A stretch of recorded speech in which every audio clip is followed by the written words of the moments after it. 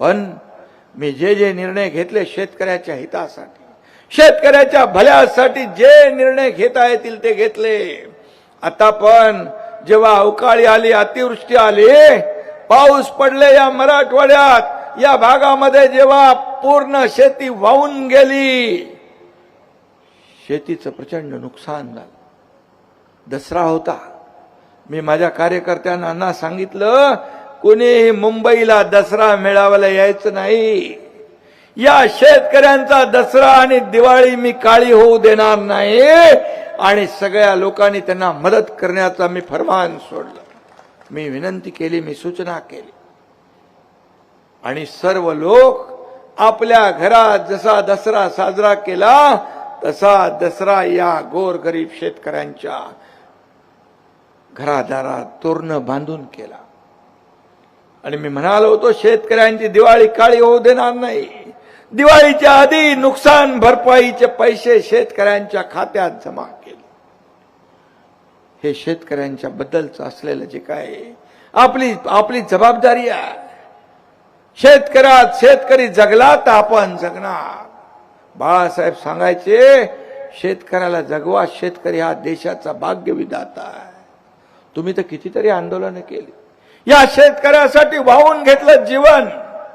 या शेतकऱ्याच्या आयुष्यामध्ये सुखाचे दिवस आणण्याचा प्रयत्न केला. शेतकरी त्याला दरवर्षी शेती करायची असते, दरवर्षी पिकवायचं असतं आणि दरवर्षी मेहनत करायची असते, काबाड कष्ट करायचे असते. कधी अवकाळी आहे, कधी दुष्काळ, कधी अतिवृष्टी, कधी गारपीट, या सगळ्यांना सामोरं जाणारा हा शेतकरी आहे. अशा परिस्थितीमध्ये या शेतकऱ्याच्या मागे उभं राहण्याची आवश्यकता आहे. आणि म्हणून शेतमालाला योग्य भाव मिळाला पाहिजे म्हणून तुमचं आंदोलन नेहमी चालायचं. आणि म्हणून शेतकऱ्याच्या शेतमालाला योग्य भाव मिळाला पाहिजे, त्याच्या मेहनतीचं मोल झालं पाहिजे. ही आपल्या सगळ्यांची जबाबदारी आहे. शहरातली लोक इतर सर्वावर पैसे खर्च करताना विचार करत नाही, पण शेतकऱ्याला देताना विचार करतात. ही मानसिकता आपल्याला बदलायला पाहिजे, मानसिकता बदलली पाहिजे. आणि म्हणून देशाचे आदरणीय प्रधानमंत्री देखील शेतकऱ्याच्या मागे उभं राहण्याचं काम करतात. शेतमालाला भाव मिळाला पाहिजे, शेतकरी सुखी झाला पाहिजे. हा अन्नदाता मायबाप आपला आहे, तो सुखी झाला पाहिजे. यासाठी केंद्र सरकार देखील आणि राज्य सरकार देखील काम करत आहे. आज या शेतकऱ्याच्या आत्महत्या कमी व्हाव्या म्हणून शेतकऱ्याला जोडधंदा मिळाला पाहिजे. त्याला देखील त्याच्या आयुष्यामध्ये बदल घडला पाहिजे. त्याला आत्महत्या करण्याची आवश्यकता पाळी येता कामा नये, यासाठी आपण काम केलं पाहिजे. आणि आपण सांगितलं, तुम्हाला मी एवढंच सांगतो, आता तुम्ही आलेला आहात, मी तुमची वाट पाहत होतो. शंकरांना शिवसेनेमध्ये आता आलेत. शेतकऱ्यांच्या प्रश्नांची जाण आणि चाळ आपल्याला सगळी आहे. आणि म्हणून आज शेतकऱ्याच्या जीवनामध्ये चांगले दिवस आणण्यासाठी तुम्ही जेवढी ताकद लावाल, तुमच्या पाठीशी एकनाथ शिंदे पूर्ण ताकदीने खंबीरपणे उभा. हा शब्द मी देतो, कारण शेवटी बळीराजा आज त्याची परिस्थिती आपल्याला बदलायची आहे. आणि लोहा कंधारचे तुम्ही फक्त नेते नाही, नांदेडचे जिल्ह्याचे नेते नाही, आता मराठवाड्याच्या सीमा ओलांडून तुम्ही महाराष्ट्रातल्या समस्त शेतकऱ्यांचे, कष्टकऱ्यांचे नेते झालेला. आणि शेतकरी चळवळीचं फार मोठं एक विश्वास तुमच्यावर आहे. तुम्ही शेतकरी चळवळीचे आशास्थान आहात. आणि म्हणून अण्णांचा शिवसेना प्रवेश हा ग्रामीण राजकारणात बदलाचे संकेत देणारा आहे. मी या ठिकाणी जे सांगतो ते विश्वासाने सांगतो. तुम्ही मगाशी म्हणालात, पक्ष प्रवेशासाठी देखील अनेक लोक तुमच्या मागे लागले होते, परंतु तुम्ही ठरवलं की या राज्यामध्ये दिलेला शब्द पाळणारा कोण आहे. कोण कार्य करताय तर तुमच्या समोर एकनाथ शिंदेचं नाव आलं हे मी माझं भाग्य समजतो आणि त्यामुळे शिवसेनेचा धनुष्यबाण तुम्ही उचलला. आज मी आपल्याला एवढंच सांगतो, काही लोक तुम्हाला म्हणाले इकडे येणार नाही, एकनाथ शिंदे इकडे येणार नाही, पण एकनाथ शिंदे दिलेला शब्द पाळतो. बाळासाहेब सांगायचे शब्द देताना एकदा नाही 10 वेळा विचार करा, पण एकदा शब्द दिला की माघार नाही. धर्मवीर आनंद दिघे साहेबांची तीच शिकवण होती आणि म्हणून मी नेहमी म्हणतो दिलेला शब्द पाळणारा हा एकनाथ शिंदे आहे. एक बार मैंने जो कमिटमेंट कर दी तो फिर मैं खुद की भी नहीं सुनता.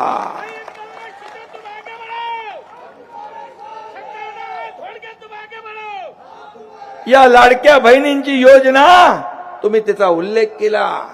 मुख्यमंत्री माझी लाडकी बहीण योजना सुरू करण्याची हिंमत आम्ही दाखवली. 45,000 कोटी रुपये वर्षाला खर्च. अनेक लोक आकडे बघून गारज झाले. अनेक राज्याचे मुख्यमंत्र्यांनी विचारलं किती खर्च आहे. 45,000 कोटी. हिंमत लागते, ही देण्याची दानत लागते, त्याला मोठं मन लागतं. काय माझ्या लाडक्या बहिणींना 1,500 रुपये आम्ही देऊ शकत नाही? या लाडक्या बहिणींच्या आयुष्यामध्ये 4 दिवस सुखाचे आम्ही आणू शकत नाही? कशाला पाहिजे सरकार? मी आपल्याला सांगतो, मी देखील गरिबी पाहिली आहे. मी सर्वसामान्य कुटुंबातून आलोय. घर चालवताना काटकसर करताना माझ्या आईच्या डोळ्यातले अश्रू मी पाहिली आहेत.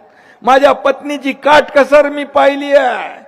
जेव्हा मी मुख्यमंत्री झाल्यानंतर ठरवलं या माझ्या माता भगिनींच्या आयुष्यामध्ये आपण काहीतरी देणं लागतो आणि तिथे 1,500 रुपये 1,500 रुपयाची योजना सुरू झाली. अनेक विरोधकांच्या पोटात दुखलं, कोर्टात गेले योजना बंद करण्यासाठी.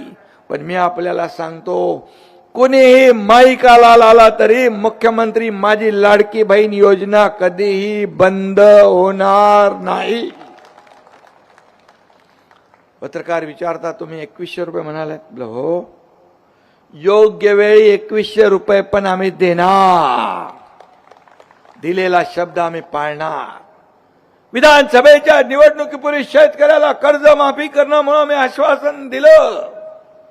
या अर्थसंकल्पात मुख्यमंत्री देवेंद्रजींनी अर्थसंकल्प मांडला आणि त्याच्यात आम्ही शेतकऱ्यांची कर्जमाफी 2 लाखापर्यंत केली.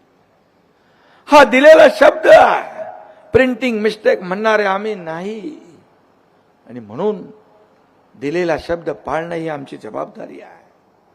या राज्यामध्ये तुम्ही अण्णा म्हणाला 150 निर्णय घेतले, एकापेक्षा एक निर्णय घेतले. मुख्यमंत्री माझी लाडकी बहीण योजना, लेक लाडकी लखपती योजना, मुलींचं उच्च शिक्षण मोफत केलं, वृद्धांच्या योजना, शेतकऱ्यांच्या योजना, अनेक योजना आम्ही निर्णय घेतले. आतापर्यंतच्या इतिहासामध्ये कधी एवढे निर्णय घेतले नाही तेवढे आम्ही घेतले. कारण हे सरकार कुणासाठी आहे? आम्ही म्हणतोय सरकार सर्वसामान्यांचं आहे. मग या सरकारचा उपयोग सर्वसामान्यांनाच झाला पाहिजे, ही भूमिका आमची आहे. अजितदादा आज आपल्यात नाहीत, पण त्यांनी जाहीरपणे एका कार्यक्रमामध्ये म्हटले की आतापर्यंतच्या महाराष्ट्राच्या इतिहासामध्ये सगळ्यात जास्त सह्या करणारा मुख्यमंत्री कोण, तर त्याचं नाव एकनाथ शिंदे. कशाला दिलेत पेन आपल्याला? हे पेन एका सहीने एखाद्याचं जीवन बदलत असेल, एखाद्याचा जीव वाचत असेल तर ते आपलं कर्तव्य आहे. मुख्यमंत्री असताना अण्णा मुख्यमंत्री सहायता निधीमधून या तुमच्या एकनाथ शिंदेने 450 कोटी रुपये वाटले. 450 कोटी आणि हजारो लोकांचे प्राण वाचवण्याचं काम केलं. मी पूर्वीचं काय कोणी केलं ते सांगत नाही, परंतु जे काम सर्वसामान्य लोकांचा जीव वाचवण्याची जबाबदारी सरकारची आहे ते करण्याचं काम आम्ही केलं. 1.5 लाखाचा विमा महात्मा ज्योतिबा फुले आमच्या काळामध्ये युतीच्या महायुतीच्या 5 लाखापर्यंत घेऊन गेलो. आज सर्वसामान्य लोक आमची भूमिका आहे. माझी भूमिका आहे, सरकारची भूमिका आहे. राज्यामध्ये कुणी उपाशी झोपता कामा नये, राज्यामध्ये कुणी औषधा वाचून मरता कामा नये, कुणी या राज्यामध्ये शिक्षणापासून वंचित राहता कामा नये.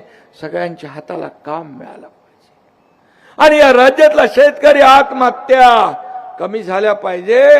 हीच भूमिका आमची आहे. आणि शंकरांना तुम्ही आलात, मला आनंद आहे. फक्त लोहा कंधार पुरतं मर्यादित, नांदेड पुरतं मर्यादित न राहता तुमच्या शेतकऱ्या शाखा जशा शिवसेनेच्या आहेत तशा जिल्ह्यात तालुक्यात शाखा झाल्या पाहिजे. आणि तिथं शेतकरी आपलं गाराने घेऊन आले पाहिजे, आपल्या अडचणी घेऊन आले पाहिजे आणि त्यांना सोडवण्याचं काम तुमच्या मार्गदर्शनाखाली शिवसेना करेल. आणि म्हणून मी आपल्याला एवढंच सांगतो की खऱ्या अर्थाने शेतकऱ्यांना न्याय मिळवून देण्यासाठी आपल्याला जे जे काही करता येईल ते केलं पाहिजे. आज राज्य पुढे चाललंय, आपलं देश पुढे चाललाय. आज या देशाच्या प्रगतीमध्ये मला अभिमान आहे. या देशाचे प्रधानमंत्री नरेंद्र मोदीजी याने देखील एकही सुटी न घेता काम केलं.